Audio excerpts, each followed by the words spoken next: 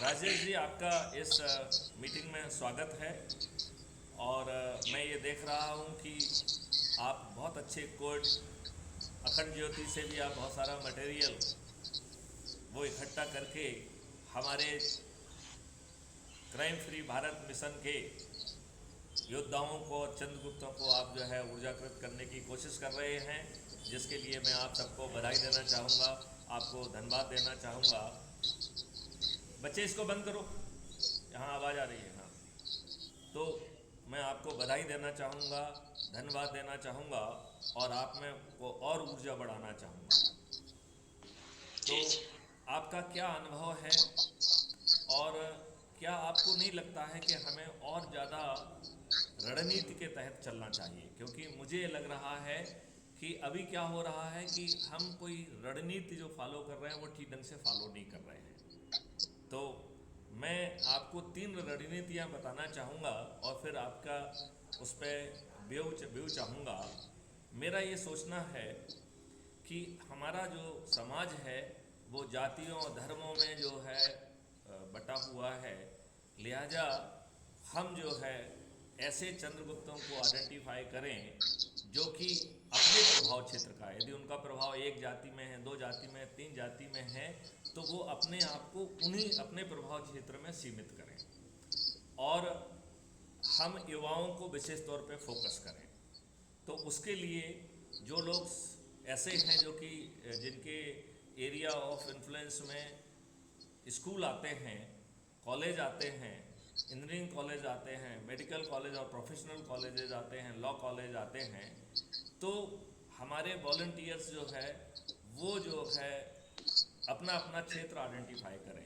एक कोई जो है एकेडमिक क्षेत्र को आइडेंटिफाई करे, दूसरा जो है एक सोशल फील्ड को जो है ना आयोजित करे, और तीसरा वरिष्ठ नागरिकता का आयोजित करे। और उनको जैसे स्कूल वाला है तो स्कूल की हम सूची बनाएं, कॉलेज की सूची बनाएं, और फिर हम वहाँ बात कर लें।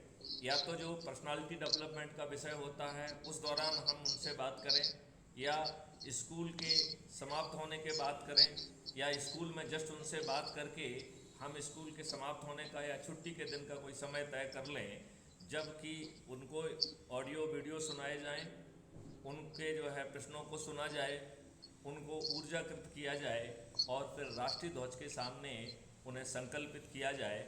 और ये बच्चे अपने परिवार के सदस्यों को जोड़ेंगे, अपने रिश्तेदारों को जोड़ेंगे, अपने अन्य मित्रों को जोड़ेंगे, तो हमारी यात्रा आसान होगी।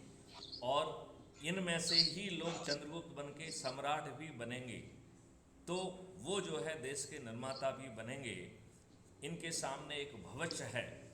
हम लोगों का अधिकांश समय निकल गया है, यदि हम युवाओं को जोड़ेंगे तो ये अच्छे भारत का निर्माण करेंगे। और उनको निर्माण करने के लिए जो काम है वो तो ऑलरेडी उसका होमवर्क होके रखा है, उनके मॉडल तैयार करके रखे गए हैं, उनके लिए उनकी टेक्नोलॉजी पे काम चल रहा है। लिहाजा चाणक्य की ज़रूरत नहीं है, चंद्रगुप्तों की ज़रूरत है।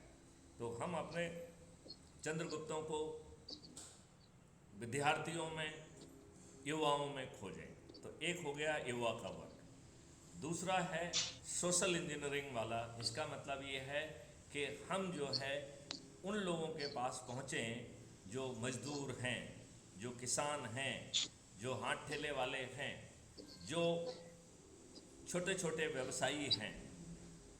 बड़े व्यवसायी और उन लोगों से परहेज नहीं है, लेकिन उनमें से लोग अधिकांश जो है खुदगर्ज हैं, स्वार्थी हैं, उनके ऊपर अत्याचार हो रहा है, उनसे पैसा वसूला जा रहा है, उनसे चंदा वसूला जा रहा है, कई बार उनके साथ बदतमीजी हो रही है, कई बार उनके विरुद्ध जो है झूठे मुकदमे कायम करके भी उनसे धन वसूला जा रहा है। लेकिन वो ऐसे डरे हुए बेकार के लोग हैं कि वो जो है ना आवाज़ उठा सकते हैं, ना इस मुहिम का हिस्सा बन सकते हैं जिनमें उनके 5 पैसे जा रहे हैं। लिहाजा उनको वरीयता में पीछे रखें।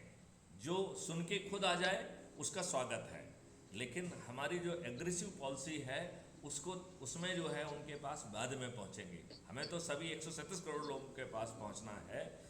और तीसरा बहुत बड़ा फील्ड है जो बुजुर्गों का है, स्पेशली जो रिटायर हो चुके हैं। उनके पास समय भी है, उनको समय काटने का वो है, यदि हम उनको ये मुहिम दे देंगे तो अभी जो वो बेबी सिटिंग करने में समय ख़राब कर रहे हैं, पत्ते काटने में समय ख़राब कर रहे हैं, कई लोग दारू पार्टी में समय कर रहे हैं, वह अपने इस अनुभव को लेके देश के निर्माण में काम में लग पाएंगे। वो जो है उनका बड़े सर्कल्स हैं, उनके इतने साल का जुड़ाव है, लिहाजा उनके ढेर सारे मित्र हैं, रिश्तेदार हैं, उनके परिवार के सदस्य हैं जिन्हें वो बड़े आसानी से जोड़ सकते हैं। और सबसे बड़ी बात तो ये है कि इस मॉडल में आप कोई ना पैसा खर्च करना है, ना नियम कानून टूटना है, ना कोई कंडक्ट रूल का वायलेशन है, और आप 10वें दिन इतने शक्तिशाली होंगे कि आप ये व्यवस्था, शासन और प्रशासन आपके विरुद्ध बदमाशी भी नहीं कर पाएगा, और 2024 में तो हम उन्हें बड़ी आसानी से हरा भी पाएंगे। तो राजेश जी, जो अभी मैंने आपको 3 रणनीतियां बताई हैं, आप उनसे कहाँ तक सहमत हैं? आपके क्या सुझाव हैं? क्या हम जब ये बातचीत इनसे करें, स्पेशली सोशल इंजीनियरिंग में, तो हम उन्हें जो उनके प्रभाव क्षेत्र की जातियां हैं उनको आइडेंटिफाई करने के लिए कहें, वो जहाँ उनकी रिश्तेदारियाँ हैं या जिन गाँवों में, कस्बों में, शहरों में उनका प्रभाव है, वहाँ जाकर वो छोटी छोटी संगोष्ठी करें। संगोष्ठी में 2 से लेकर 20 आदमी तक जो है ना हो सकते हैं, और इसकी आदर्श संख्या मात्र 10 है। तो हम कोशिश करें कि 10 से ज़्यादा लोग ना हों, और जहाँ ज़रूरत हो वहाँ पर हम भी जो है, यदि पहले से तय होगा तो मैं जो है उस संकल्प समारोह में, शपथ समारोह में वीडियो के माध्यम से सम्मिलित हो जाऊंगा, और मैं कोशिश करूंगा कि वो ऊर्जा बढ़ाएं। हम अपने सभी साथियों को ये ज़रूर करें कि वो crime free Bharat YouTube channel को सब्सक्राइब करें, और 1, 2, 3 जितने भी वीडियो वो देख सकते हैं उसको ज़रूर देखें, उस पर अपने कमेंट लिखें, जिससे यह उनके अंदर की ऊर्जा को बढ़ाने का काम करेगा। यदि इनके दिमाग में कुछ ऐसे प्रश्न आ रहे हैं जिनके उत्तर वो नहीं दे पा रहे हैं, तो वो हमसे बातचीत करके ऐसे लोगों की समस्या का निवारण करने के, उनके संदेह को दूर करने के लिए हमारे साथ वीडियो कॉन्फ्रेंसिंग कर सकते हैं। यदि हम इस मॉडल से काम करेंगे तो हम बहुत कम समय में, जो अपना लक्ष्य है कि हमें 100 करोड़ लोगों को अपने इस मिशन का हिस्सा बनाना है, और फिर बिना खर्च किए संकल्प की शक्ति के आधार पर अपने हुए चुने हुए नेताओं से अनुनय विनय प्रार्थना सार्थक तरीके से करना है। और यदि वो नहीं कर पाते हैं, नहीं मानते हैं, तो हमारी विवश करने की स्ट्रेटेजी जो ऑलरेडी बनी हुई है उसका उपयोग किया जाएगा। और यदि इसके बाद भी नहीं होते हैं तो यह धर्म युद्ध है, हम उन्हें संकल्प शक्ति से बिना खर्च के पराजित करेंगे, और फिर पार्लियामेंट के मंदिर में बैठकर जो है अपराध मुक्त भारत बनाएंगे, साइबर क्राइम मुक्त भारत बनाएंगे, पेपर जो है बिना खर्च जो है ऐप बेस्ड चुनाव व्यवस्था स्थापित करेंगे, जिसमें 2 तरीके के लोगों को चुना जाएगा। पहले लेजिस्लेचर चुनेंगे, और लेजिस्लेचर फिर पॉलिटिकल एग्जीक्यूटिव को चुनेंगे। तो पॉलिटिकल एग्जीक्यूटिव जो है वो लेजिस्लेचर को संभालने की उनकी जिम्मेवारी नहीं होगी। जो हमारे कानून पास होंगे वो एक्ट पारित नहीं होंगे, वो सेक्शन पास होंगे। तो एक एक सेक्शन पर 2-2, 3-3 दिन चर्चा होगी, और हम जो कानून रिफाइन करके सामने लाएंगे वो सही मायने में कहीं की नकल नहीं होंगे। हमारे अपने समाज के, अपने देश के हिसाब से लोकल जो है जो भी कानून बनेंगे वो बहुत परिष्कृत होंगे। हमारे पार्लियामेंट को, हमारे सुप्रीम कोर्ट को ये कहने की ज़रूरत नहीं पड़ेगी कि जब भी इंटरप्रिटेशन के लिए हमको किसी सहारे की ज़रूरत होती है तो हम पार्लियामेंट्री डिबेट की तरफ देखते हैं, और जब हम ये पाते हैं कि पार्लियामेंट में कोई डिबेट ही नहीं हो रही है तो हमें बहुत दिक्कत का सामना करना पड़ता है। तो इस नई व्यवस्था के तहत हमारे सुप्रीम कोर्ट, हमारी कोर्ट को पर्याप्त जो है चर्चा मिलेगी, और उन्हें जो गैप्स हैं उसके इंटरप्रिटेशन के लिए कोई दिक्कत नहीं होगी। तो राजेश जी, मैंने आपको एक भूमिका बना के दी है, अब आपका इस बारे में क्या सुझाव है, आपकी क्या रणनीति है? क्योंकि मैं चाहूँगा कि वो रणनीति आप जो है लिखें, वो रणनीति जो न समझ के जनता तक पहुँचाएं, लोगों तक पहुँचाएं। आपने देखा होगा कि अभी हमने शपथ का प्रारूप भी जो है पोस्ट किया था, आपने देखा उसको? हाँ, देखा था। तो आपको उस शपथ में कुछ संशोधन करना चाहेंगे आप? नहीं, संशोधन करने लायक तो नहीं है। और मुख्य रूप से अभी मैंने ये सोचा है कि अपन जो सदस्य जोड़ रहे हैं उनको ये एहसास कराया जाए कि वो जहाँ जिस क्षेत्र के निवासी हैं उस क्षेत्र की जन भावना का प्रतिनिधित्व करने का जिम्मा उनको सौंपा गया है। नहीं, देखिए आप, जन भावना ये बड़ा भाषण वाला शब्द हो गया। जन भावना छोड़िए, पहले तो वो ये बताएं कि उनका प्रभाव क्षेत्र क्या है, तो किन जातियों में उनका प्रभाव है, नंबर एक। इसमें कोई जो है ना, अपन पॉलिटिकल डिप्लोमेटिक भाषा का यूज़ नहीं करेंगे, बिल्कुल शुद्ध ठेठ भाषा का यूज़ करेंगे। तो जिन जातियों में प्रभाव है वो आइडेंटिफाई करें। तो जिसमें उनका प्रभाव नहीं है वहाँ पे हम उसको नहीं बढ़ाएंगे, हम उन जातियों में प्रभाव रखने वाले लोगों को वहाँ भेजेंगे। तो जहाँ पे जिनका जहाँ प्रभाव है वो निसंकोच ये अपने एक, चाहे तो वो एक फॉर्म टाइप का एक डिज़ाइन कर लीजिए कि वो बताएं कि साहब हमारे कौन कौन से गाँव में प्रभाव है, किन किन जातियों में प्रभाव है, और मैं इन गाँवों का मैं जो है का संरक्षक बनना चाहता हूँ। और वो वहाँ जाकर लोगों की फिर वो संगोष्ठी करे, उनको ऊर्जाकृत करे, हाँ, तो हम जो है ज़्यादा अच्छे परिणाम पाएंगे।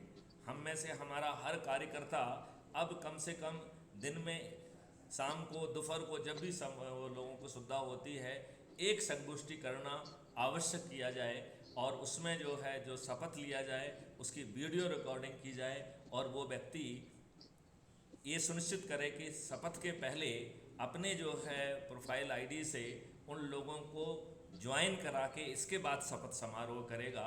और वो शपथ समारोह जो है उसकी वीडियो वो अपने ग्रुप यहाँ पे crime free Bharat mission app पर लोड करेगा, जिससे जिसकी अच्छी तरीका होगा वो एक दूसरे को, लोगों को रिफाइन करने का मौका देगा, और एक उसका अच्छा इम्पैक्ट आना चाहिए। मैं अपने लोगों से ये भी कहना चाहूँगा कि अब मैं ये मानता हूँ कि हर घर में तिरंगा है, तो जब वो इस संगोष्ठी में सम्मिलित हों तो अपने तिरंगे को हाथ में लेके शपथ करें, तो एक हमारी वो शपथ समारोह बड़ा कलरफुल दिखेगा। और सबसे बड़ी स्ट्रेंथ हमारी ये है कि हम इस देश को भी बदल देंगे, इस देश को अपराध मुक्त भी कर देंगे, इसको भ्रष्टाचार मुक्त भी कर देंगे, इसमें जो है खर्च भी, चुनाव व्यवस्था भी ले आएंगे, हम जो है पेपर करेंसी मुक्त भारत भी बना पाएंगे, कर मुक्त भारत भी बना पाएंगे, और भ्रष्टाचार मुक्त भारत इसलिए भी बन जाएगा कि जब डिजिटल करेंसी होगी तो जो भी अपराध या भ्रष्टाचार करेगा उसमें वो 2 मिनट में ट्रैक होकर बिना थाने जाए एफआईआर दर्ज होगी, 15 दिन में अधिकतम समय में अकाट्य साक्ष्यों के साथ विवेचना पूर्ण होगी, और 30 दिन में बिना कोर्ट जाए distributed video based trial system के माध्यम से सजा याबी भी होगी। और इसमें हर किसी को रेवेन्यू स्ट्रीम बांटी जाएगी, और sum total of revenue stream में 2 का मल्टीप्लाई करके अपराधी से वसूल किया जाएगा। लिहाजा शासन के ऊपर कोई बोझ नहीं होगा, और इतना पैसा इकट्ठा होगा कि जो आज शासन में पैसा इकट्ठा हो रहा है उसका 10 टाइम्स जो है ना हमको मात्र क्राइम फ्री भारत मिशन से मिलेगा, और 10 टाइम्स हमको जो 2% जो ना ट्रांजैक्शन फीस होगी उससे मिलेगा। तो हमारे 20 टाइम्स हमारे पास पैसा होगा आज की तुलना में, और भ्रष्टाचार नहीं होगा। तो ये 20% का जो इफेक्ट आएगा वो 40 और 50 टाइम के बराबर होगा। इसका मतलब है कि हम आज से जो है 50 गुना ज़्यादा जो है ना विकास कर पाएंगे, इंफ्रास्ट्रक्चर डेवलप कर पाएंगे, इंटरनल और एक्सटर्नल सिक्योरिटी को हम इम्प्रूव कर पाएंगे। तो राजेश जी, आप ये मानते हैं कि नहीं कि हमारी जो व्यवस्था है हींग लगे ना फिटकरी और रंग चोखा आए उस जैसी है? हाँ, मानते हैं सर। मिशन की अवधारणा तो बहुत ही व्यापक दृष्टिकोण को लिए हुए है अपने आप में, हाँ हाँ। और यही मेरा मानना है कि यही जन जन की भावना है कि भारत, खुशहाल भारत, समृद्ध भारत, भय मुक्त भारत कम से कम अपने जीवन काल में तो देखने को मिले। ये आपका अभी तक जीवन तो तो बहुत लंबा है, ये तो मेरे ख्याल से 2024 में ही अपन हासिल कर लेंगे।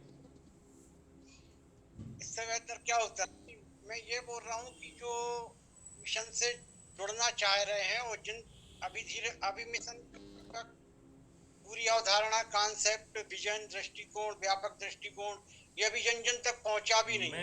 लेकिन जिन मैं आपको एक पावर और 2-4 लोगों को और आइडेंटिफाई कर लीजिए जो हमारे इनएक्टिव लोग हैं।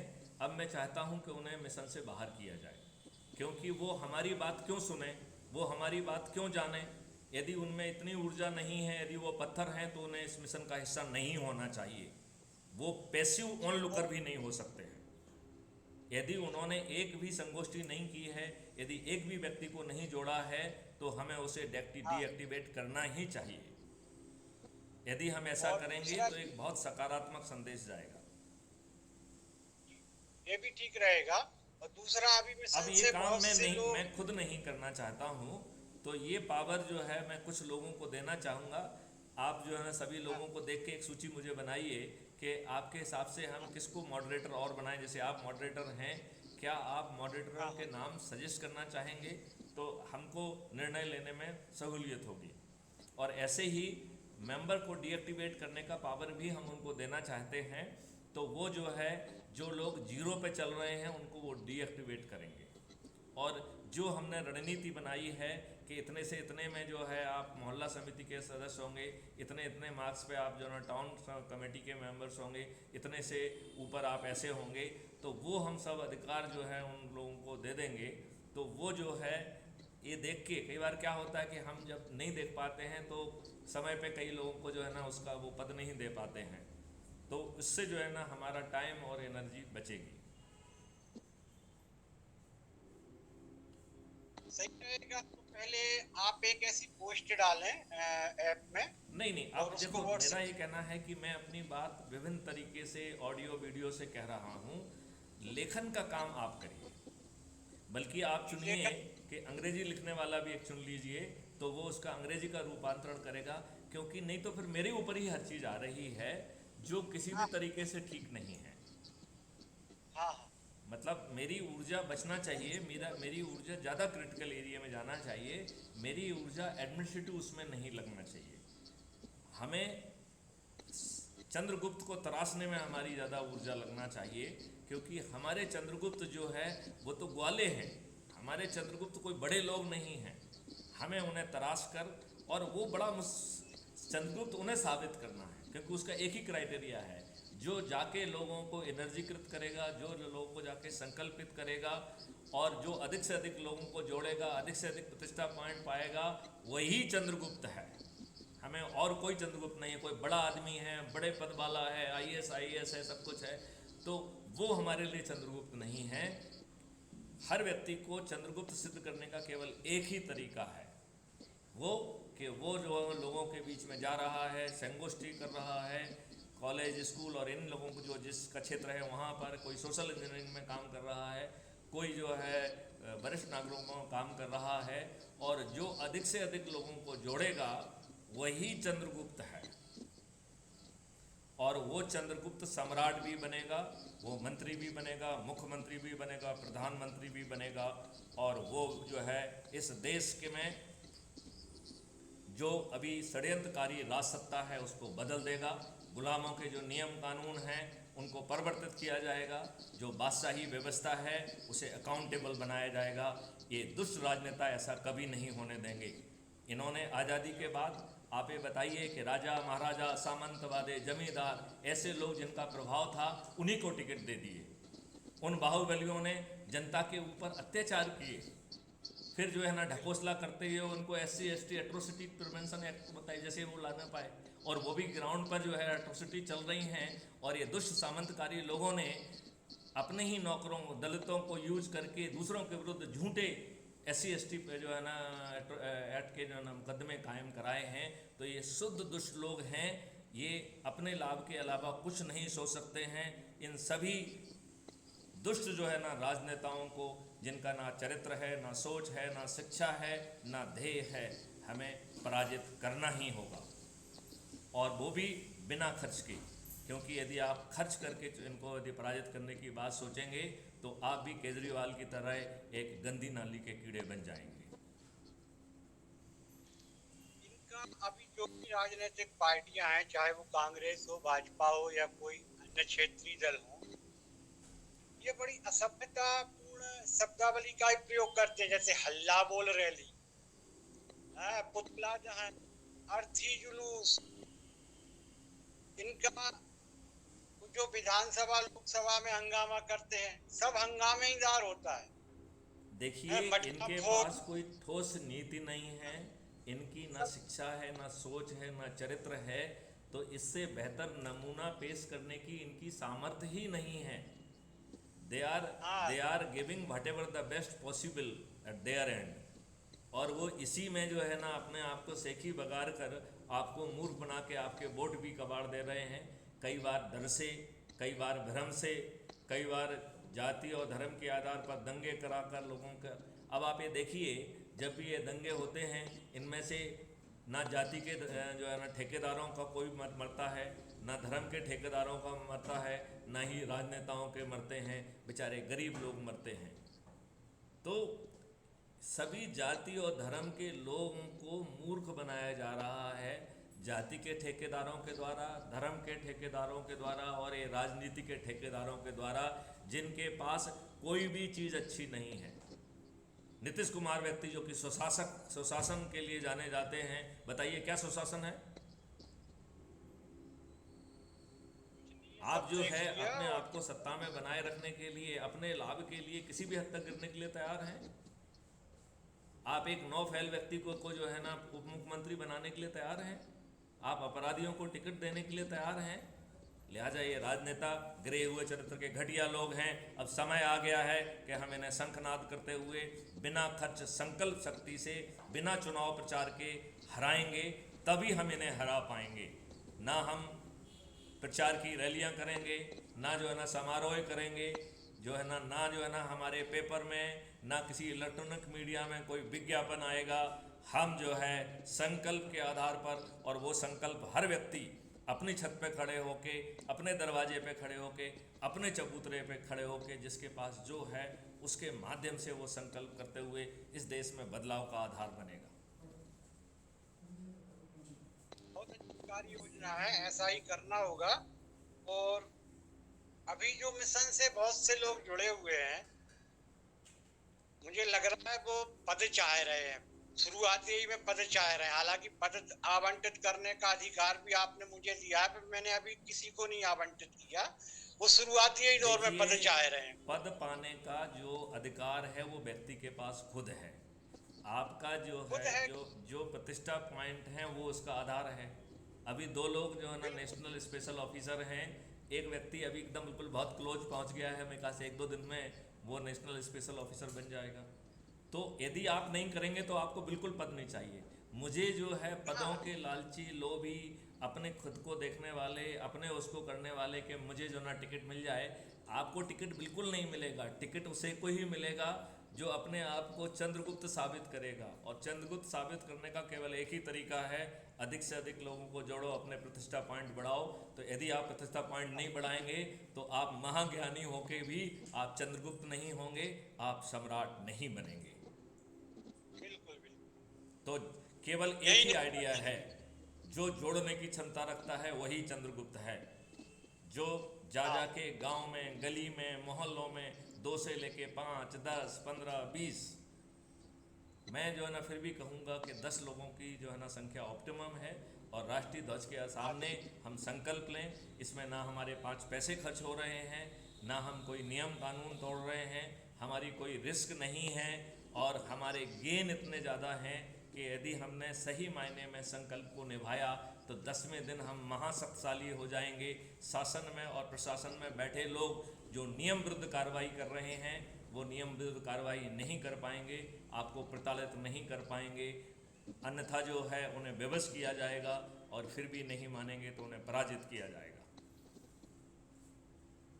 वैज्ञानिकों ने अपना धर्म निभा के इतनी एडवांस टेक्नोलॉजी बना दी है कि भ्रष्टाचार और अपराध पे तो बहुत प्रभावी तरीके से अंकुश लगाया जा सकता है, लेकिन उनकी दृढ़ इच्छा शक्ति नहीं है ना। ये जो है हमारे आज के राजनेता ये भाषण देंगे, हमारे आज के राजनेता नारेबाजी करेंगे,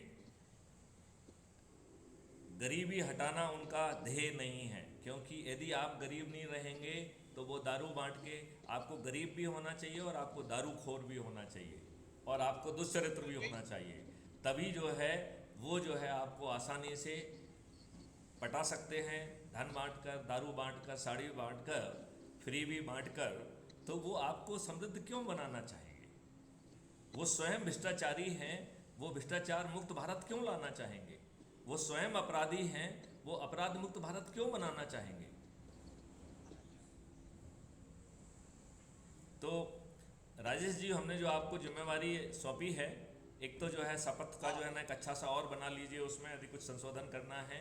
इसी तरीके से जो हमारे ऑडियो वीडियो सुन के उसको संदेश में कन्वर्ट करिए, और एक आध किसी को आइडेंटिफाई कर लीजिए, यदि आप कंफर्टेबल हैं तो आप, नहीं तो वो अंग्रेजी वाला पार्ट करें, तो हम फिर उसको थोड़ा संशोधित करके फिर हम जारी कर देंगे, ठीक है ना? तो उससे क्या होगा कि जो बात हम कह रहे हैं वो एक छोटे से जो है ना एक पम्फलेट में, लीफलेट में कन्वर्ट हो जाएगी, और लोग को पठनी फॉर्मेट में भी अवेलेबल रहेगी। जो लोग थोड़ा सा क्लिक करके देखेंगे तो उनको वो बात समझ में आ जाएगी, और हम जो है बहुत जल्दी इस अभियान को गली गली में पहुंचा देंगे। आप ये बताइए, इससे बेहतर मॉडल कोई हो सकता है क्या? इससे बेहतर तो कुछ हो ही नहीं सकता। यही तो जन जन की भावना है, और इसको रूप से स्वीकार किया जाएगा। मिशन की अवधारणा को, विजन को देखिए, आप व्यापक रूप जो से है स्वीकार किया स्वीकारने और करने के चक्कर में ही मत रहिए।